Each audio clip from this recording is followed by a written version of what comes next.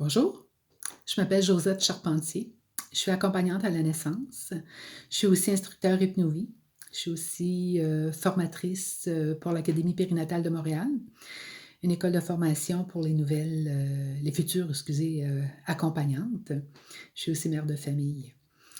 En tant qu'accompagnante, je voulais vous partager un petit truc pour essayer d'éviter la déchirure lors de l'accouchement.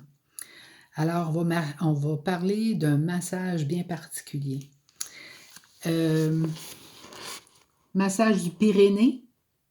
Pas vraiment. Massage du péroné? Encore moins. Massage du périnée? Oh oui! Alors, le massage du périnée est un étirement pratiqué à partir de la 35e semaine de grossesse. Ça ne sert à rien de le faire avant. Oui, on appelle ça massage du périnée, mais je vous avoue franchement que j'appellerais ça, moi, plutôt l'étirement du périnée, parce que dans ma tête à moi, un massage, ça me détend. Alors, le massage du périnée ne détend pas. Mais à mesure de le faire, votre périnée devient détendu. C'est l'objectif. Alors, moi, je préfère toujours travailler sur la prévention que sur l'intervention. C'est une chose à laquelle vous aurez à faire 5 minutes par jour. C'est pas long. Idéalement, c'est de faire participer votre conjoint ou votre conjointe. Et comme je dis, c'est 5 minutes. Pas plus que ça. Fait que 5 minutes d'investissement par jour vaut la peine pour éviter de déchirer.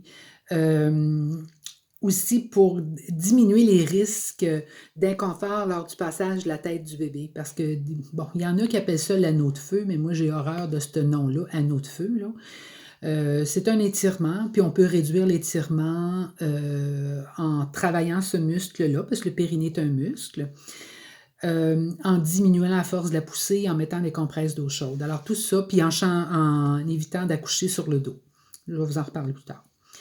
Alors, la façon qu'il faut procéder pour le faire, si les mamans, vous venez de sortir du bain, ça ne sera pas nécessaire que votre conjoint mette des compresses chaudes au niveau du périnée.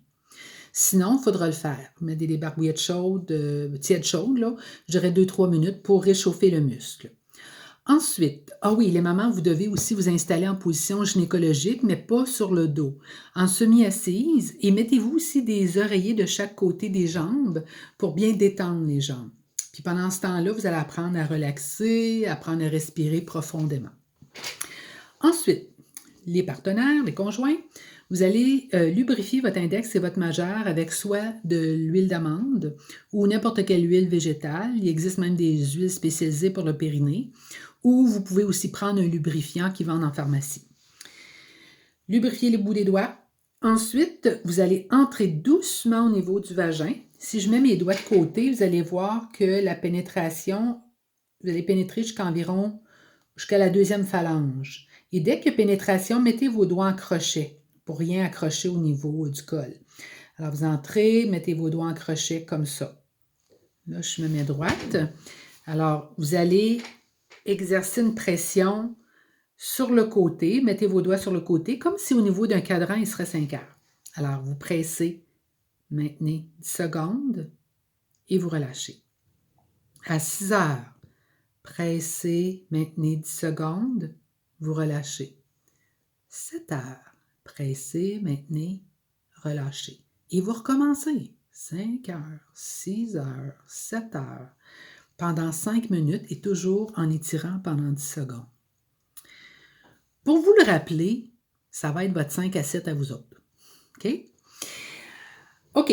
Ensuite, à partir de la 37e semaine de grossesse, on y va avec la méthode un peu plus intense. Ça ne fera pas plus mal, les femmes. Parce que souvent, les femmes, quand je leur explique ça, c'est comme « Hi! » Puis on voit les jambes qui commencent à se fermer quand j'ai des groupes. Là, c'est assez drôle de voir ça. OK. Alors, on entre doucement. On étire à 5 heures.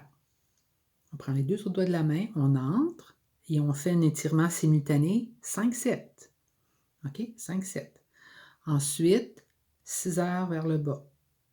5-7, 6 heures. Toujours en augmentant l'étirement de jour en jour.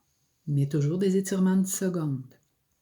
Il m'arrive régulièrement aussi que les conjoints, me disent, «Hey, j'étire, puis ça me fait mal d'un doigt, puis elle réagit pas. C'est-tu normal?» Bravo, ça veut dire que vous faites du beau travail. Alors, faites le massage à partir de 35 semaines de grossesse. Ne faites pas de massage en U comme ça, parce que dans certains livres, on recommande de faire un massage en U et c'est à proscrire parce que le massage en U a tendance à faire enfler votre périnée. C'est pour ça qu'aussi, il y a des médecins, des fois, à l'accouchement, que ça arrive, qui se rentrent les doigts dans le vagin, puis qui étirent, puis ils font des massages en U comme ça. C'est à pas faire, parce qu'encore là, les muscles deviennent beaucoup plus tendus. C'est mieux de mettre des compresses tièdes chaudes au niveau du périnée quand la tête commence à être visible. Les contre-indications au massage du périnée sont, si vous faites un herpès génital, vous allez demander la permission à votre médecin avant de le faire. Si vous avez une menace de travail prématuré, on ne fait pas ça. Et si vous avez une vaginite aussi, ça peut être irritant. Juste un petit rappel rapide, à partir de 35 semaines, 5 minutes par jour, les étirements de 10 secondes.